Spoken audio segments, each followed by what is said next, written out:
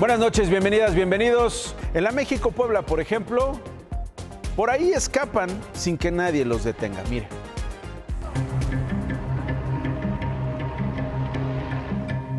La autopista México-Puebla es una coladera de accesos ilegales, puntos de entrada y salida a lo largo de los más de 160 kilómetros. Algunos son usados por trabajadores y vecinos, otros son vías de escape del crimen organizado. Sí, aquí en la noche ya después está dura, para pasar está dura la delincuencia. Sí, pues es entrada, pueden entrar o salir o hacia la autopista. Kilómetros adelante, en municipios como Xostla, considerado punto rojo, estos accesos clandestinos servían como rutas de huida tras los asaltos con violencia. En este punto, hace poco más de un mes se construyó esta barda que recorre varios kilómetros. Y es que este es uno de los accesos ilegales hacia la autopista México-Puebla. Incluso ya no tiene barra de contención. El objetivo de esta barda es evitar que quienes hacían mal uso de estos accesos puedan entrar o salir hacia la autopista México-Puebla o hacia las poblaciones aledañas. En Huejotzingo, hace años fue retirada parte de la barra de contención del puente hacia el aeropuerto para crear un paso debajo de la pista. Desde el aire, los autos parecen desaparecer, pero en realidad acceden a caminos hacia otras poblaciones. ¿La ruta ideal para quienes buscan escapar? ¿Qué le puedo decir? Son vías de acceso rápidas y fáciles. La noche, por decirlo, ya viniendo de Puebla a las 9, las 10, ha habido casos que les quitan la camioneta, los carros. Tiene todas las vías de acceso para donde quiera. Más ocultos se encuentran estos caminos. En Tlahuapan se esconden tras negocios, bosques y laderas. Son usados por comerciantes, pero están ubicados en lugares estratégicos. Y en Río Frío, algunos caminos llevan décadas ahí. Otros son más recientes, pero todos tienen algo en común. Son salidas de ellos que pues, ya las conocen. Pues nosotros la mera verdad no las conocemos. Sí hay bastantes asaltos. De hecho, pues muchas de las veces luego vemos a compañeros pues, que los sacan o los plomean, la mera verdad. Ante esas situaciones, el gobierno de Puebla tiene lista una nueva estrategia: cerrar los accesos, cavar zanjas de hasta 2 metros de profundidad y blindar la autopista. Además, la Guardia Nacional desplegó 580 elementos, 190 vehículos, 3 helicópteros, 2 drones de gran escala, 20 tácticos y 4 células de inteligencia dedicadas a ubicar y neutralizar a los grupos criminales. Ok, eso suena a una parte de la solución, pero pregunto, y solo pregunto, ¿y si también terminan con la impunidad? ¿Y si detienen a los rateros y a sus cómplices en las policías y en la Guardia Nacional? Tal vez eso ayudaría mucho más para que nadie se sienta dueño de la tranquilidad, no solo de transportistas, de usted, turista y vecino, que utiliza todos los días estas carreteras. En otras cosas, hoy la Secretaría de Salud Federal aclaró que la mujer que tuvo una infección de gusano barrenador del ganado no murió por eso, sino por complicaciones debido al cáncer de piel que padecía y que se agravó por el gusano. La mujer vivía en Candelaria, Campeche. No podía moverse o valerse por sí misma y así fue como contrajo la miasis.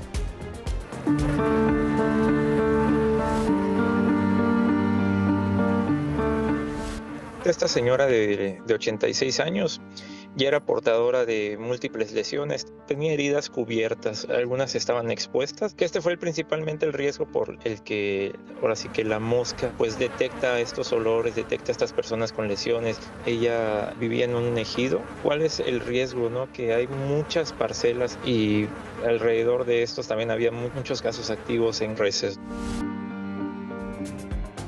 La Secretaría de Salud reportó que hasta el momento han identificado 33 casos de miasis por ganado barrenador, este gusano que obviamente mata a las vacas, al ganado, pero también puede afectar a los humanos. Este gusano barrenador, 31 casos en Chiapas, 2 en Campeche. La mujer enfermó por las larvas en mayo, fue atendida y dada de alta a mediados de junio. Falleció por cáncer, como le decía, hace 9 días. ¿Cómo olvidar esta escena? Las redes sociales lograron indignar a un país entero. Esta escena en donde vemos precisamente a Jimena. Jimena, conocida como Lady Racista. El lunes le conté sobre la suspensión condicional del proceso contra ella por el delito de discriminación contra este agente de tránsito que veíamos. Durante la audiencia, Jimena se dirigió a Carlos y a otros policías que estuvieron presentes en el altercado. ¿Qué les dijo? Mire, así fue el momento. Bueno, otra vez, solo quiero ver si me puedo acercar a ustedes para darles la mano y brindarles mi disculpa de corazón. No, solamente ofrezco disculpas. Bueno, les ofrezco mis disculpas y que de verdad me puedan perdonar. ¿Ok? ¿Algo más? Gracias. Y no le dieron la mano. Tengo más. Quédese.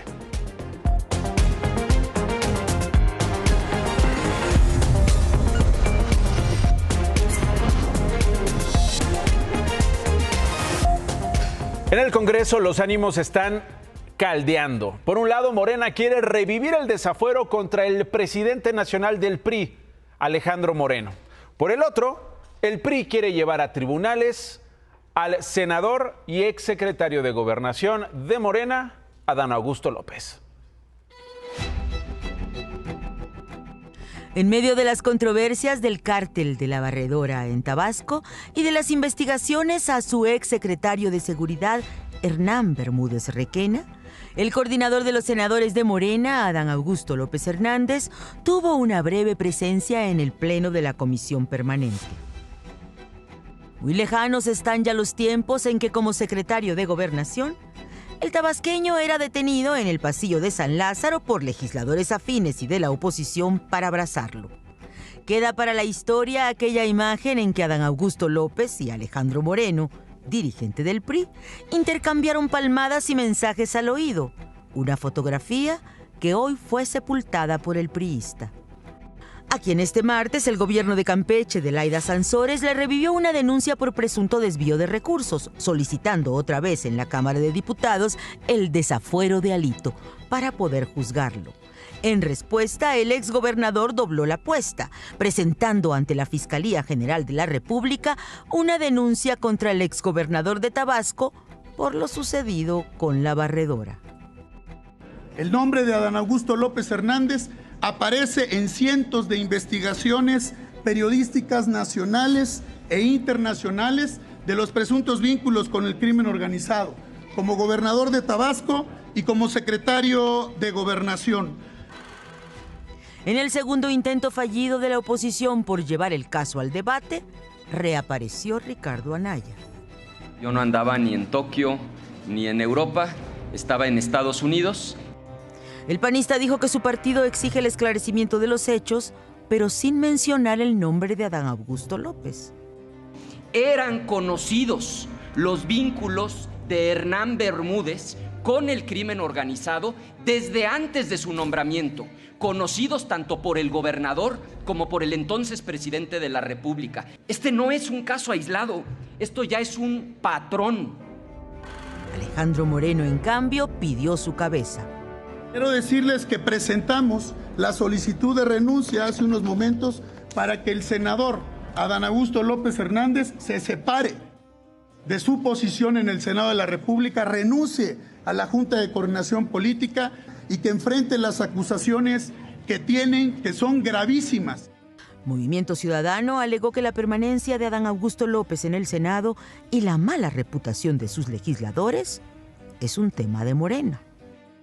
La presidenta de la República tratando de jalar la carreta con los bueyes por delante. No somos ni tapadera ni carroñeros. No vamos nosotros a culpar por anticipado a nadie, ni vamos a exonerar a nadie. Pero la única investigación en puerta es la que los diputados emprenderán el viernes para ver si procede esta segunda solicitud del desafuero de Alito, quien se dijo listo para volverles a ganar. Está concluido. Si ellos quieren hacer su show, que se engañen. No tienen nada, no hay nada y les volveré a ganar. El show de vamos tope a donde tope. Parece que fue útil políticamente a Alejandro Moreno en el sexenio pasado, en el de Andrés Manuel López Obrador, con Adán Augusto López como secretario de Gobernación. Hoy, Alejandro Moreno y Adán Augusto no se sueltan, se dan con todo. La Cámara de Diputados, la sección instructora, la que va a decidir el desafuero de Alejandro Moreno, va a revisar este asunto el viernes próximo. Las fiscalías de Puebla y de Tabasco detuvieron también a Ángel Javier, conocido como el Kaiser o el Angelito. Este hombre de 28 años, presuntamente ligado al grupo delictivo de La Barredora, está ya bajo la custodia de las autoridades mexicanas. Además, está acusado de haber participado en al menos 10 homicidios. Las autoridades de Tabasco lo consideran un objetivo prioritario, ya que se encargaba de realizar disparos en los negocios para obligar a los comerciantes a pagar el famoso derecho de piso.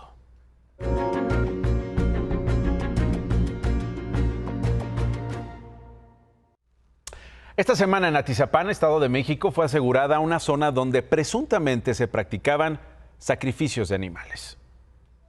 En esa cazuela estaba la sangre de todos los animales y muchos puros. Se percibe una cazuela de barro con las cabezas de todos los animales, que incluían aproximadamente 15 gallinas rojas, la cabeza de un cabrito bebé y la cabeza de un gatito bebé. Muchas botellas de, no sé, como de alcohol, muchísimas, 40 o algo así.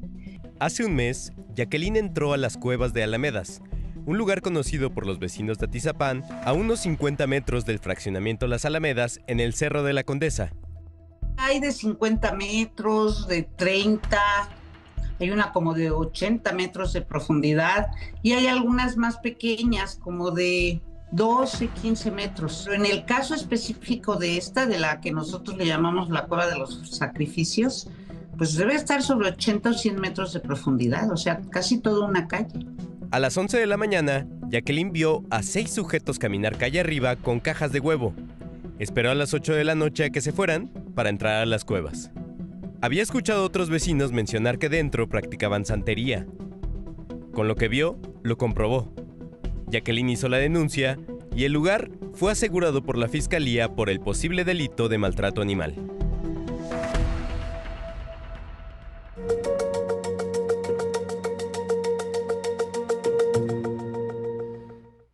Una barbaridad.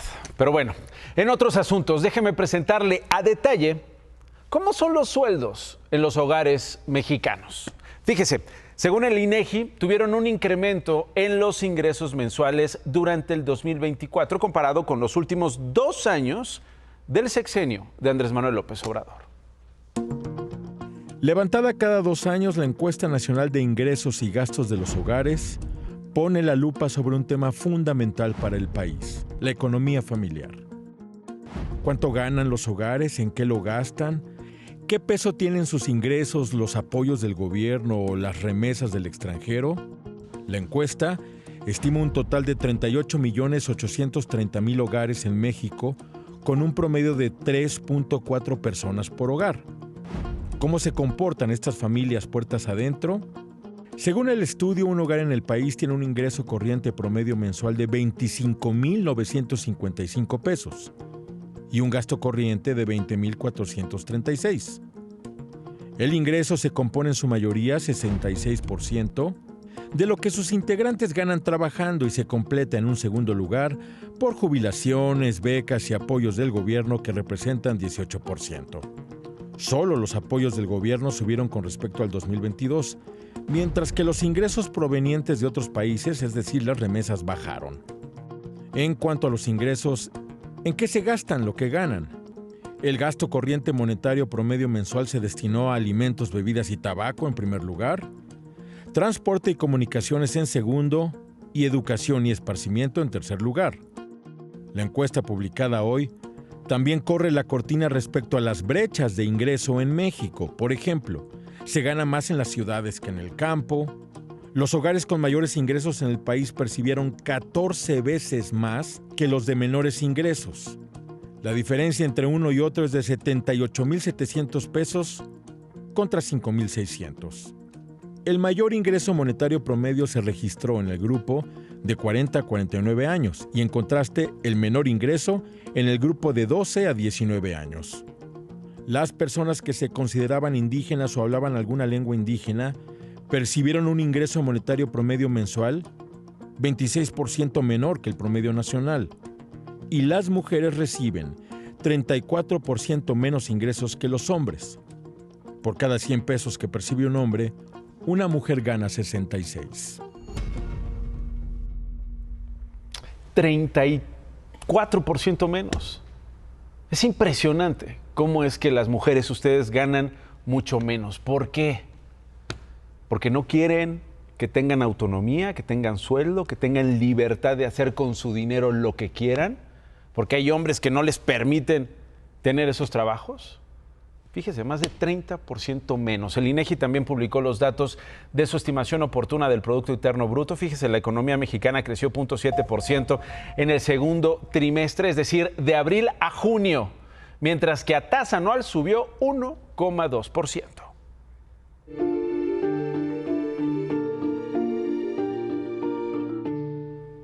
Hoy le voy a presentar otra historia de despojo. Esta en Chimalhuacán. Repruebo lo que hizo la señora Carlota, pero estuvo bien para escarmiento de tantos cabrones, ¿no? Es Chimalhuacán, tierra del guerrero Chimali, y uno de los municipios con más denuncias por despojo. En el Estado de México, solo en lo que va del año suman 2.310. Una de esas historias es la de Elena Peralta. Lleva 3 años intentando recuperar su predio de más de 6,000 metros cuadrados en la zona alta del municipio, donde está prohibida cualquier construcción, pero existen. El terreno lo adquirimos mediante que nuestros padres nos los dejaron como herencia. El terreno servía para siembra de frijol hasta el 21. Elena ha comprobado la titularidad del predio con la certificación catastral. Dice que un día subió a revisar su terreno cuando se encontró con albañiles trabajando y una pareja que dijo haber comprado más de 100 metros. Pues anduve un año investigando quién era el que había vendido mi predio, en el cual pues nadie me daba razón. Elena no descansó hasta dar con la persona que asegura ha notificado y vendido con engaño su patrimonio. En 2023, identifica al presunto estafador como su vecino, Gabriel López, quien vendió al menos 3 lotes. Supuestamente se los había dado en 280,000 pesos al contado y 320,000 pesos en pagos. ¿Pero cuántos metros? De 12 por 10. Imagen Noticias de la Noche contactó a Gabriel, quien se ampara en un supuesto contrato de compraventa. La señora le vende a otra persona, porque yo me acerqué directamente a la señora, pero la señora me dijo, no, yo ya le vendí a este señor. Entonces lo que nosotros hicimos, nos acercamos con el señor y él nos vendió. Asegura que Humberto Landa García le vendió 1,000 metros del terreno en octubre de 2021, como aparece en este documento. Gabriel López tiene abierta una carpeta de investigación por despojo. Son unos individuos que vienen a hacer y deshacer con la gente que, como yo, no tiene la situación económica y que a lo mejor a nuestra ignorancia le llaman de otra manera. ¿Tendremos otro caso como el de la señora Carlota tomando justicia por sus pistolas? Bueno, ahí está el caso en Chimalhuacán. Obviamente consultamos a la Fiscalía del Estado de México, nos comentaron que el caso de la señora Elena ya está en la unidad especializada de despojo y que esta semana se va a asegurar el inmueble. This is Liberation Day. Recargado y con el mundo en contra, Donald Trump dejó claro que sus aranceles son una medida de presión política a otros países. Hoy aumentó a 50% los aranceles contra la mayoría de los productos de Brasil. Su argumento principal es una supuesta persecución política contra su aliado, el expresidente Jair Bolsonaro, que está bajo investigación por presuntamente tratar de impedir el cambio de poder, tratar de impedir que Luis Ignacio Lula da Silva rindiera protesta como presidente. Mientras que a la India le va a imponer 25% y entre sus motivos está que compran la mayoría de su equipo militar a Rusia con el de enfrente. Estados Unidos, Trump quiere que le compren a él. Esos aranceles entrarán en vigor el viernes, al igual que los anunciados contra más de 10 países, entre ellos nosotros, México. Trump escribió en su cuenta de Truth Social que esa fecha no se mueve, que el 1 de agosto es la fecha límite para que se llegue a algún acuerdo. We're now negotiating with various other countries, and the rest we're just sending out the bill to. We send a bill, we send a letter saying that you'll pay a certain tariff. August 1st is a very big day for this country because money is going to pour into the United States like we've never seen before. A esta hora de la noche sabemos de que mañana Donald Trump y la presidenta Claudia Sheinbaum tendrían una llamada en busca de un acuerdo. Veremos si sucede. Al igual que en otras ocasiones en las que han sostenido comunicaciones vía telefónica, la conferencia de la presidenta Claudia Sheinbaum va a empezar tarde. Así que todo parece indicar que por este motivo la conferencia comenzará retrasada mientras ella habla con el presidente de Estados Unidos. Está programada para las 10 y no a las 7:30 como cotidianamente ocurre. El argumento de Trump para imponer estos aranceles es que México no ha hecho lo suficiente contra los cárteles y el fentanilo. Le tengo más noticias en 50 segundos.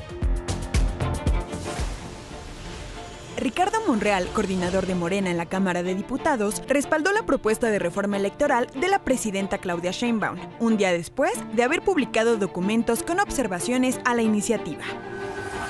La presidenta Claudia Sheinbaum se reunió con el embajador de Estados Unidos, Ronald Johnson, y con los congresistas Donald Bacon y Rohit Khanna en Palacio Nacional para hablar de temas migratorios. El Tribunal Electoral de la Federación determinó devolver el triunfo a 15 candidatos de elección judicial, al considerar que el INE carece de atributos para valorar los requisitos de los candidatos. Benito, el asaltante que presuntamente ejecutó a un cliente afuera de una tienda Oxxo en Monterrey la semana pasada, fue detenido. Personal de la Fiscalía le encontró un arma corta y marihuana. Más en 50. Al menos 8 cuerpos han sido encontrados en fosas clandestinas en Tonalá, Jalisco. El colectivo Guerreros Buscadores dijo que las víctimas tienen de 10 días y hasta 6 meses de haber sido asesinadas. Jorge, entrenador de artes marciales, acusado de abusar sexualmente de una alumna menor de edad en Escobedo, Nuevo León, fue detenido en Saltillo, Coahuila. Las agresiones iniciaron cuando la víctima tenía 11 años. Locatarios de mercados públicos y tianguis cerraron diferentes vialidades en la Ciudad de México para exigir la cancelación de las jornadas de abasto popular. Tras 2 horas, los bloqueos se levantaron sin llegar a un acuerdo con las autoridades. Esta noche llovió y fuerte en el Valle de México. Hubo inundaciones. ¿Dónde cree? Donde casi siempre, en el oriente, en los límites entre la capital y el Estado de México. Mire, otra vez es la calzada Ignacio Zaragoza. Policías estuvieron allí apoyando a la gente a cruzar las zonas encharcadas y también apoyando a desasolvar. La lluvia también paró el servicio de la línea A del metro desde Peñón Viejo hacia La Paz porque se anegó. También se registraron inundaciones en la calzada Irmita-Iztapalapa y el eje 6. El gobierno de la capital informó que han atendido 31 encharcamientos y 14 árboles caídos. Protección Civil mantiene la alerta naranja por lluvias para 7 alcaldías. Gracias por elegirnos. Ya viene ¿Qué importa?